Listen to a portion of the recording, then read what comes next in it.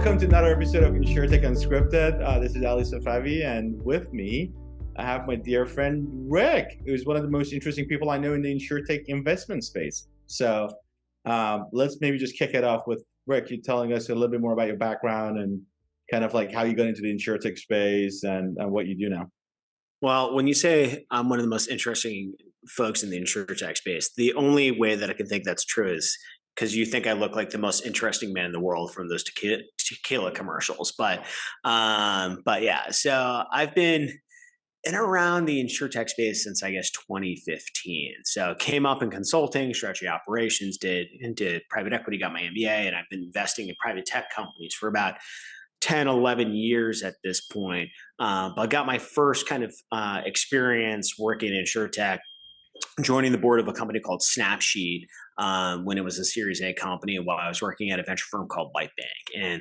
And Chicago is such an incredible place for insurance, and Snapsheet, was certainly one of the earliest Insurtech companies out there. But with Willis Tower, CNA Building, and Aon, and so many other great insurance companies in that kind of breadbasket of Chicago, which is where I was based, it really kicked off what's been, a nearly decade-long passion for working in the space. That's included working with companies like ClearCover, Risk Match, 3Flow, Wrapbook, both those last two with this latest fund, as well as some others that we haven't announced, and really being a part of catalyzing some events like On-Ramp Insurance, which was one of the first early Insurtech conferences and so forth. So I ended up leaving LifeBank in 2018, launching Equal Ventures in 2019, and closing our first fund in 2020.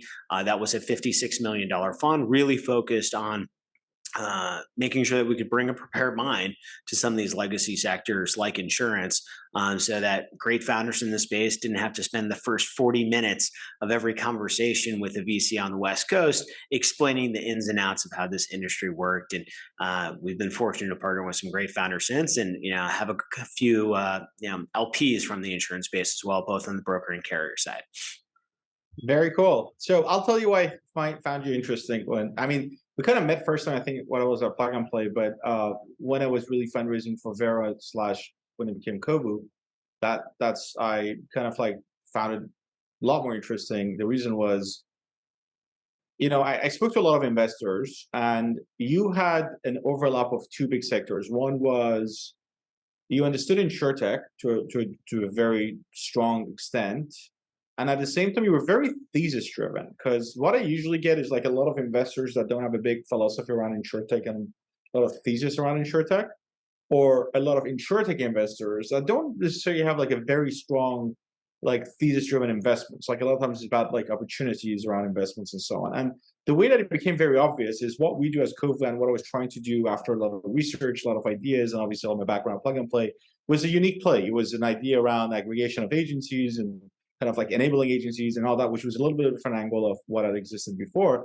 And to my surprise, you already have a very big thesis on that topic. That is like, you really need to be in the space and you really need to think about it to kind of build a thesis like that. And that's why I keep saying like one of the most interesting people for me in the Insurtech space was that thesis driven approach. So before we go a little bit deeper into all the different theses that you have or your venture firm has, tell me a little bit more about, like, let's just kick it off with something more interesting. What is an unpopular belief or opinion or something controversial that you think, it's a little bit more unique and a lot of people might not like it? Yeah, no, I think for us, like, to a certain extent, we feel digital has been overrated as it relates to this space, and I think if you look at the amount of value creation that's happened in insurance over the last 10 years, you have companies like Acrisure, which, started 9 years ago, is now a $24 billion company.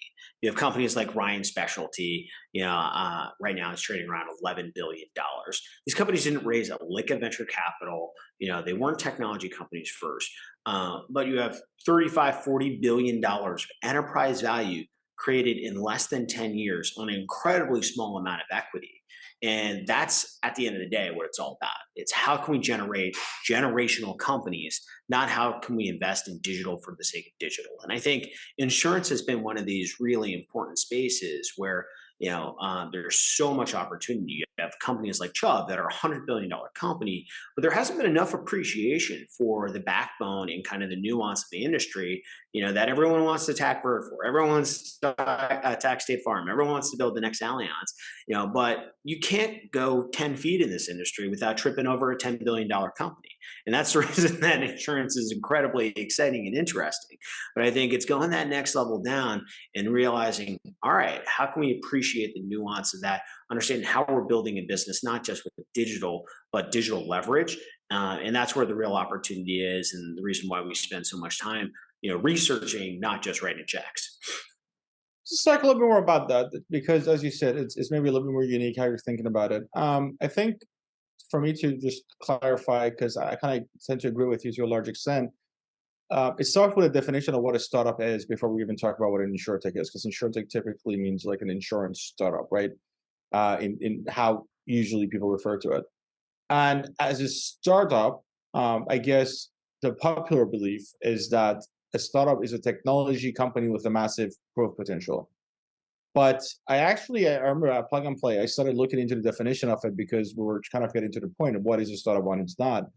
And I feel like the best definition I've seen for it is a company that can grow fast with a massive market potential and doesn't necessarily have taken it, but is very obviously very kind of have to expect technology plays a role to be able to create a massive sustainable business with high growth potential and a lot of scalability. So let's talk to me about that, because does it have to have tech to be a startup? So to kind of like say it's an insurtech, or no? Like, I mean, so I think tech is an incredible enabler of that, and that's certainly, there's many tools as a business builder that you have in your tool set, and tech is one of them, but it's not the only one. And I think that's an incredibly important thing. Like technology, it has to have tech. You cannot be a startup without. I don't tech. think that's. I mean, look, if I was a seed stage investor in Acrisure, like that smells pretty good to me. Like, and that was not a company that really was built on technology first. Neither was Ryan, and both those have been incredible outcomes. I think honestly, the real defining characteristic of a great company isn't whether or not it has great technology. Technology can enable it. It's whether it has sustaining competitive advantage. And that's the reason why, like, as we go and evaluate businesses, it's really about its potential for what we refer to as capabilities and moats. And capabilities are flywheels that we think are demonstrating increasing returns to scale. They are the intangible assets of your business, network effects, economies of scale. Whether you've established yourself as the system of record, albeit much less exciting when brand can be a capability that creates value.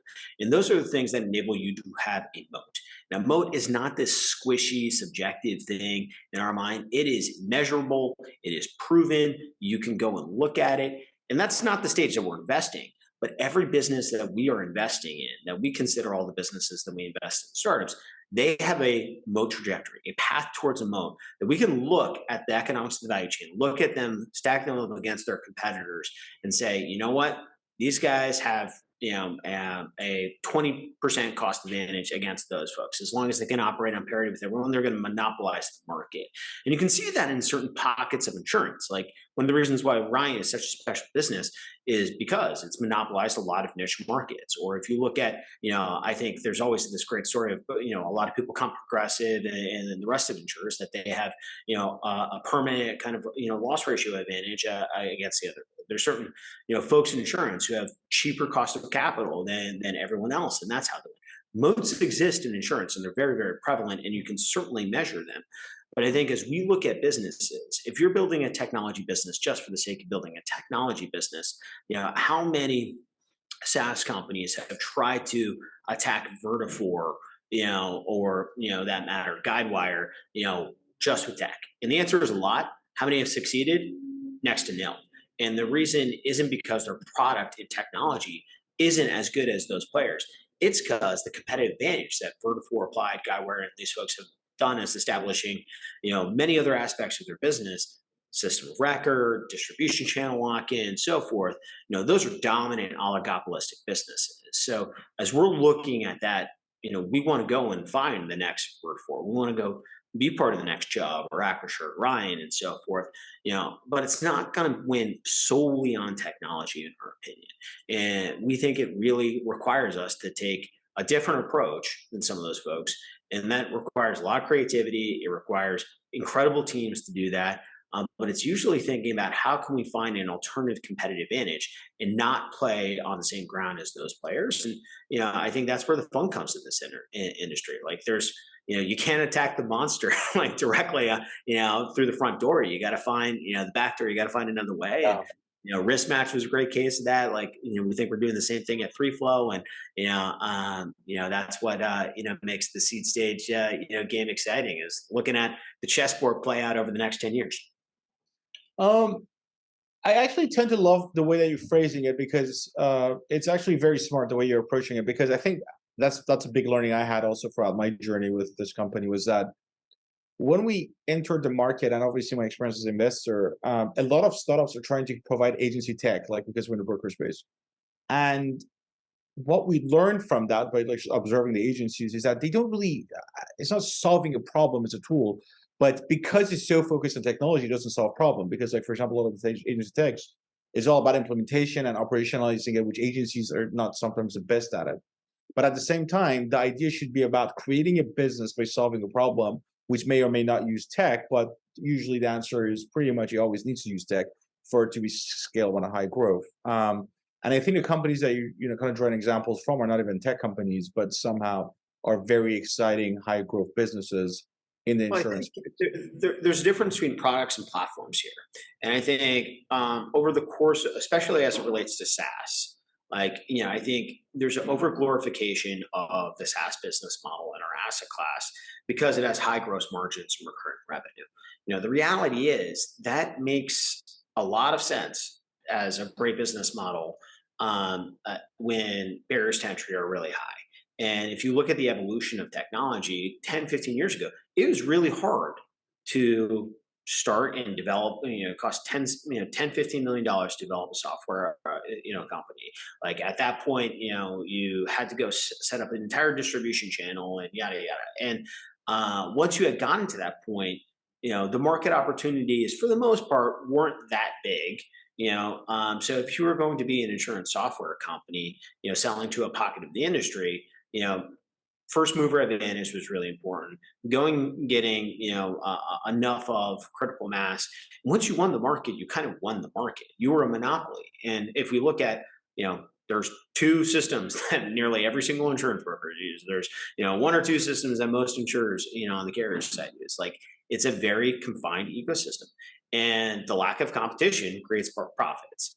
And that's at the end of the day, like, whether you're a venture investor or value investor, competition is bad for business. And, if you look at that today, it's very, very different. You and I could go and look at the amount of tools that are selling for every single problem within an agency or a carrier, but there's 200 of them. And the level of differentiation is very low. The level of monopolization is nil. So they have very little pricing power. So yeah, the gross margin of software may be high because, but the cost of retaining that customer, the cost of redeveloping, the cost of expanding, most of these companies, in my personal opinion, will never actually yield profits on a net income or earnings basis, which is, I think something that the technology industry and venture industry has not fully come to terms with. But I think that's the fundamental difference between products and platforms. If you're building a product, you're never defensible against anybody else. If you're building a platform, something with those core capabilities, flywheels, modes, so forth, you have the chance to monopolize your category.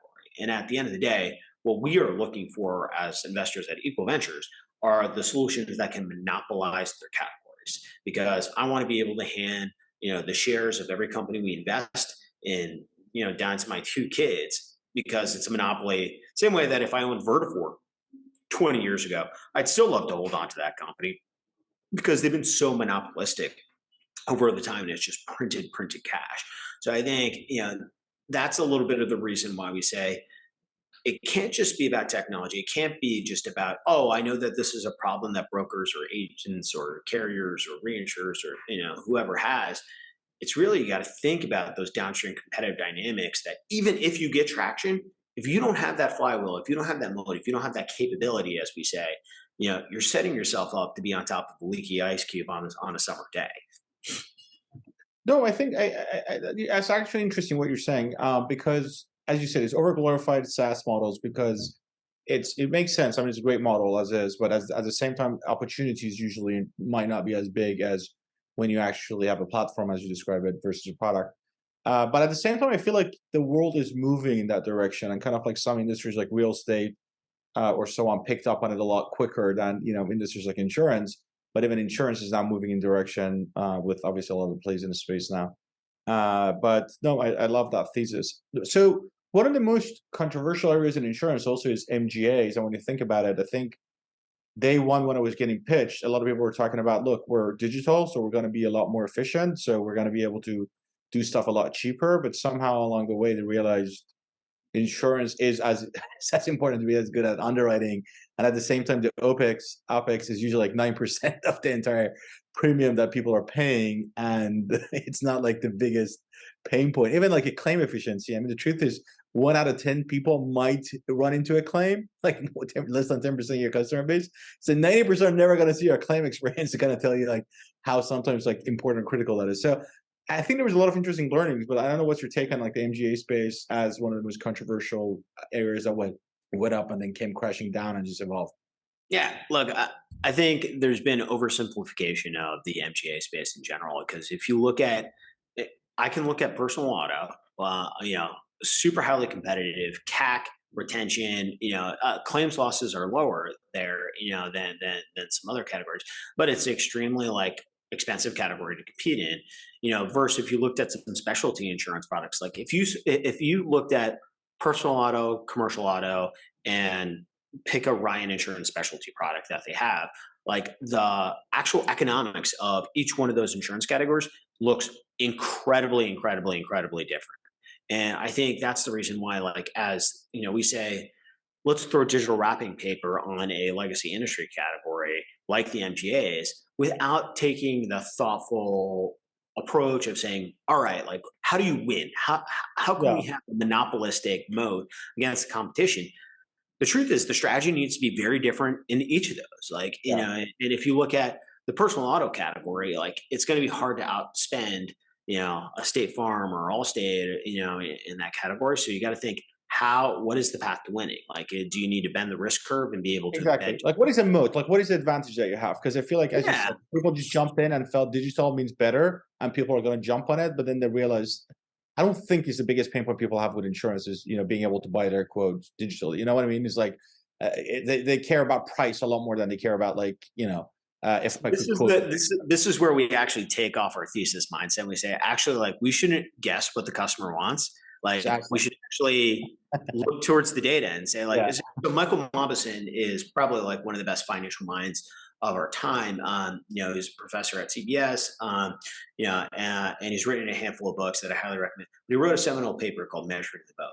And if you look at that, like, look at Progressive versus Liberty versus some of these other insurers, and you can see where there are advantages. If you look and diagnose each one of these, you can see where there's an opportunity or at least a pathway towards that. So I don't know whether selling digitally, like we didn't enter the equation when we looked at all these digital MGAs on the personal side, you know, um, you know, 7 years ago, I guess, as all of them were coming to be, we didn't theorize and say, you know what, like digital acquisition is going to be the way that they did. Like we looked at the data, and it turned out that for by and large, like being better at digital marketing is not a sustainable path. And I think a lot of the early e-shirers, prove that. Like those companies plateaued and hit some challenges.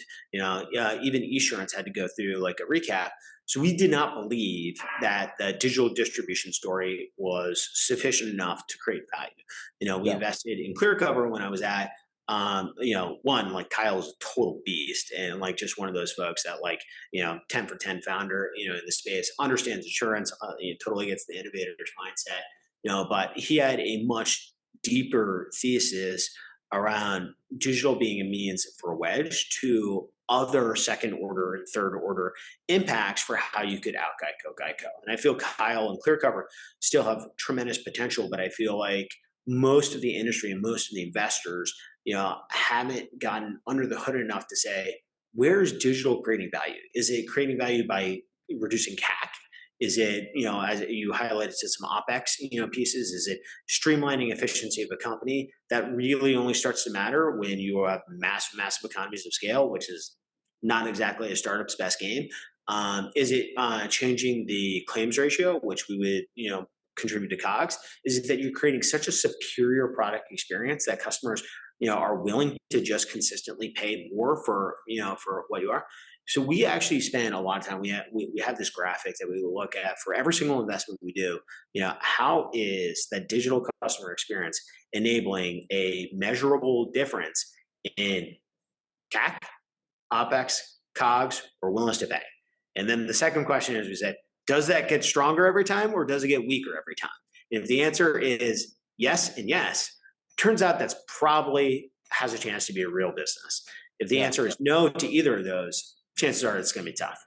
Yeah, no, that's very smart. I think I 100% tend to agree with the way you're thinking about it, because I think at the end of the day, as you said, like digital has to create some competitive advantage. And in the MGA space, especially, I think the ideas that I like are the ones that are using technology either from a risk management angle in a way that, as you said, and this is the key part, is creating a measurable advantage. Because I think another thing that I've seen quite a bit of is people having these hypotheses that get funded, but then the hypothesis is not really proven. It's, it's like great, but, and I understand digital may be able to help with it, but one of the biggest things I've learned from insurance is that people just get it wrong quite a bit, because we're talking about a very weird psychological interaction with the customers that is not really, you can't really compare it exactly with finance or compare it exactly with, like people are just, the way that people buy insurance is not super logical. I mean, why they buy it, how they buy it, how the dynamics work. So there's a lot of 2023. What is logical, man? But I think, like, yes, there's part of that. The first part of, like,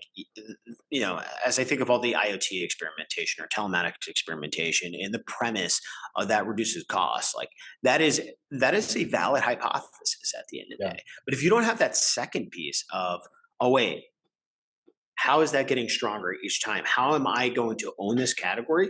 And this is very similar to, what we saw play out in, like, mobile over, like, the last decade. Everyone thought mobile was going to be its own, and like we're going to be the winner because we do mobile. Turns out, like, then everybody's on the mobile bandwagon, and that any opportunity there got eroded away. Same thing happened with people thinking, oh yeah, we're going to go digital, and then what happens to, CPCs on Facebook and yada yada? They go through the roof, and it turns out that's a pretty crappy channel. So, Yeah. you got to think through the tactics, and those are tactics to get, like, short term advantages, but tactics are always short term. How can you take those things and use it as an opportunity to have long term competitive advantages? And as we've looked at a bunch of those risk management technology things, it's always been, what is your path to owning this space? How are you going to compete against, the 100 other players? Which is the reason why that flywheel piece is just so incredibly important. Because if I'm putting $1 into a business that has ROE of 30% and everyone else has 15%, you just keep on, giving money to the one that has 30%, and they're going to win at the end of the day. And that's that 15-point spread between 30 and 15, is the moat that you can measure in companies. And, again, our business, we invest like pre-revenue, like, I've started 4 companies. Exactly. That's what I wanted to say. It's like you need to start more companies, man. Like the way that you're thinking about stuff, I feel like I'm trying, man. I'm trying. I'd love I'm telling you, like, because like the way that you're thinking about it is very, I mean, I think outside of Insurtech, tier one VCs think like that, and this is what a lot of them differentiates people, right? Like, but then in the Insurtech space, there's a lot of smart people, but the way you're approaching it is very on spot. And I just wish a lot more startups would be able to leverage this and Hey, understand if great founders, the want to come and talk to us about working on something very de novo, we're always happy. I think, the reality is being a founder is the hardest thing on the planet. Like, like, look, we're a startup too. Like, I put every dollar that I've ever had into this company, like, was sleeping on hostel, beds, during the course of fundraise, doing so when, like, my daughter was born on a Friday. I was in the office at 7:45 in the morning on that Monday. Like, and that's just because, like, man, if we didn't raise that money, wasn't exactly sure how we were going to pay the bill. So, like, my hair's gotten a little bit grayer over the last, 4 or 5 years running, being part of starting this place. But, I think, like, being a startup founder, like, that's a full-time job. And I think, when we incubate something, and we've been, fortunate to be part of, some successful incubations and some that have not, it's an extremely intimate thing. And I think like it really makes you respect everything that a founder has to go through, because like if I'm helping someone incubate a company, it is really like that's my full-time job for months and months and months, which is the reason why like we love it as a business model. But it's really, and Joel Cutler from General Catalyst told me this once, is like you should really only incubate if it's an idea that like you would go start the company yourself, and a founding team that is so strong that you would leave your own job to do that. And we've tried to keep that bar that high, that like the folks that we've started companies with are just absolutely incredible management teams and ideas that we're so passionate about that, we would really kick ourselves if we didn't, opposed to a higher velocity incubation model, where, you can certainly get more shots on net, you can get a lot of ownership there, but we wouldn't be able to deliver on the same degree of our product, which is something that like we keep, very sacred here in terms of what the Equal Ventures product is, and making sure there's an equal experience across all our companies of what that product is. Maybe an incubation in the next year, but you're never going to see us taking like 12 shots on net on All right. incubation. So we spoke a lot about digital for the sake of digital. It's not the answer. But tell me a little bit more about the other thesis that you guys have as someone who's sort of thesis driven. Yeah, I think there's probably three areas, maybe four, that we're like spending a ton of time on. And I think, we actually just went through the first like, round of this exercise. So like our firm, as you alluded to, like we don't just do insurance, but we're actually structured as like several funds underneath the same umbrella. So like I think, Charlie Munger has embraced this concept of a prepared mind. We think bringing a prepared mind to the space is incredibly important. So over the course of last year, we've embraced a product owner philosophy, and that is, staff is verticalized. We have an insurance team, and Adam Chadroff, runs that he's been working insurance for, he interned with me when I was at Lightbank way back in the day, joined Policy Genius as an incredibly early employee, got to be part of growing that company 10x in employee count over that time frame, joined as head of operations at another Insurtech MGA. Like he gets insurance better than I do, and the reality is, when you can bring that capability together of generalist investors with someone who's truly a specialist, we think, that enables our team to be stronger. We just went through the process of like literally outlining our product roadmap of how can Equal be the best seed stage venture firm, for Insurtech. And part of that is Adam and I kind of thinking through all the themes, like what do we need to do from a branding content community perspective to do it. I'm excited to unveil some of that stuff, but to give a little hint to some of the themes, like, we still love embedded insurance. And honestly, I think part of our observation is that this is actually less about being like an insurance category company. It's embedded insurance as a business model in other companies, which, I think, we've had tremendous success with a company called Rapbook, that really, shows itself as an entertainment payroll company, but its core competitive advantage, is leveraging digital, payroll as a means to, understand risk data on actors and filmographers and everyone on the set, to have a core competitive advantage on the insurance side. And that business has been great. Raised a ton of money over the course of the last couple of years, and has had a tremendous amount of traction.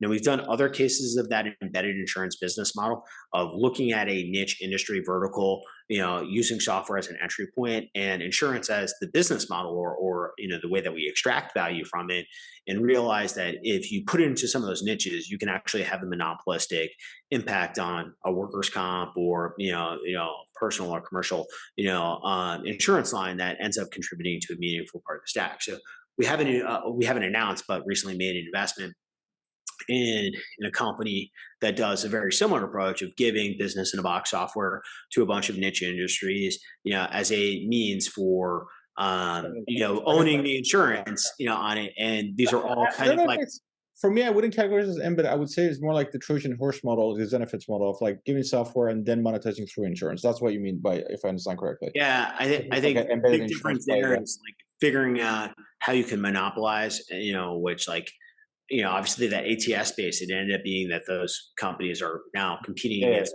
like, fairly. So we find that space like around verticalization of software, we probably wouldn't do a horizontal play. We view opportunity in your space around digitization of how do we issue digital transformation of the long tail of brokerage. And, I think Adam and I will come out with some content in the next couple of months on this, but there's multiple ways to skin the cat, so to speak. Like you can go through, similar to the approach that you've done. You could do the Acrisure approach. You could go sell software. You could go do Goosehead. There's multiple ways to get to this, but like the problem statement is the same.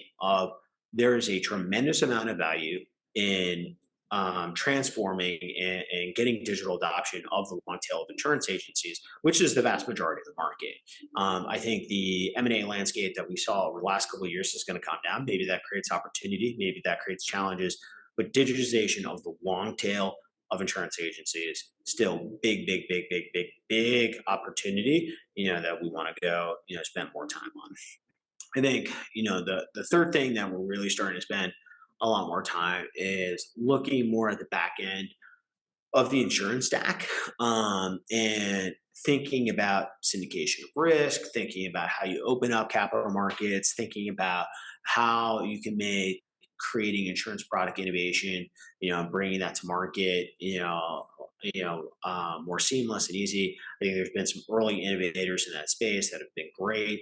But we're trying to piece together where we think that there's opportunity, to enable more innovation there, which while also still having the controls and the balance sheet and all those other pieces together that are really required for a high quality insurance company. We just feel like there needs to be more attachment and more connectivity between the kind of legacy world and the digital world, and feel like there's an opportunity, whether it's through APIs or financial insurance products or marketplaces or software, to embrace that level of connectivity. And then, you can probably get a sense of some of the names that I'm particularly excited about. But, we do view, you look at all these different pockets of the insurance ecosystem, and there's incredible businesses like Acrisure, like Ryan, like Crawford, that we really, really admire. And we spend just a tremendous amount of time trying to diagnose what are the core competitive advantages. What is it that made Acrisure, and every single other aggregator nowhere near as successful? What is it that Ryan did that made them successful, and the other specialty insurers not? And same thing with Crawford. Like I think a lot of people are attacking claims. I think claims in the TPA space is certainly very, very interesting. But what is that core competitive advantage that you can get? Which we love opportunities like that. So we'll continue to invest opportunistically in this category. When the best founders show us and unveil a new world to us, like we'll be very excited to. But those are some of the big ideas we're thinking through on our product roadmap for 2023. No, this is all great. I think obviously distribution and the back end both are very key, and obviously where I also think the biggest opportunities are insurance. Embedded, I mean, I have questions about, but like your model of like giving software and then selling insurance, ton of sense. I love that idea. We're almost coming up on time, so don't want to take too much more from your time. I don't know. Any last words? We have like 1 minute left. Yeah, I I think right now is one of the most interesting times in insurance that I've had in the last maybe, maybe ever. So there's so much buzz in like 2014, 2015, 2016, and we went up and crashed back down in that hype cycle, that a lot of the tourists vacated the sector. And now it's probably less of a, you know, um, VC, hot category than it was, back then. But honestly, that's when the real builders come out. And I think Yeah. that's where the real opportunity is. Like, we're not chasing hype. We're not chasing momentum. It's about being in a 10, 15-year journey, to do that, which, one of the things that I love about insurance more so than anything is the long-term orientation to relationships. That, there are folks who are brokers or influencers or, having been at events like ITC, Yeah. some of the friendly faces that you just see over and over and over again. My wife knows that I'm going to come back in a world of pain every time that I go to ITC because basically like going to, a party with a bunch of my friends. And I love that about this industry. So, all I say is, if you're a founder building this space or investor who's doing it, think towards the long term. This is, it's not about interim valuations. It's not about anything. It's a very, very, very long game to build something, but you know what? It compounds really, really hard as it starts doing that. And that's what I get really excited about. I think the best insurance businesses, they're going to seem sleepy for a little while. Starting in 2023. They're going to be always a pleasure, man. I know we could talk about it like for a few more hours, but it was fun. This was a lot of great stuff. So I hope the right audience hears it. And yeah, man, thanks for making the time, and thanks everyone for listening. And thanks for having me. See you out there soon. Okay. All right. Take care, man. All right. Have a good one. Bye.